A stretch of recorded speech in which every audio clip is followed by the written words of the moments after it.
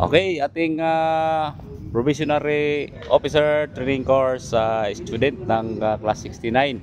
So, kumustahin natin no? Nandito si P.O. Pabilio. Okay, good morning sa iyo dyan, P.O. Pabilio. Sir, good morning, sir. So, kumusta naman ang buhay kaditi dito sa PUTC? Sa kasalukuyan, sir, okay lang naman, sir.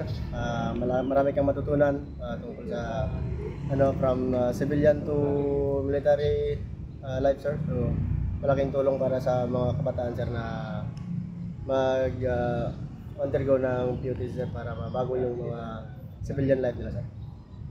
Okay, so ilang araw na kayo, ilang buwan na kayo dito?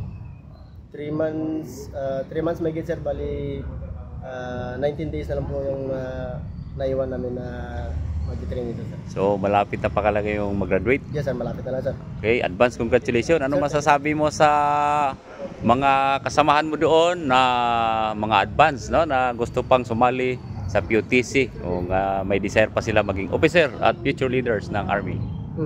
Sa mga mag-PPO din, sir, yung masasabi ko lang, sir, is kailangan lang talaga, sir, disiplina sa sarili, sir, saka malakas na pangangatawan, sir, kasi gamit na gamit talaga yung magiging physical, physical attributes, physical, mentally fit, saka sa yung sir, spiritual, sir, meron kailangan din, sir. Okay, maraming salamat sa iyong pag-anyaya sa ating imbitasyon. Si P.O. Pabilio from saan ka galing, sir? From Mindanao, sir, North Cotabato, sir, 12 RCDG, 12 for first, Okay, mabuhay ang Laang Kawal ng Pilipinas. Mabuhay, sir.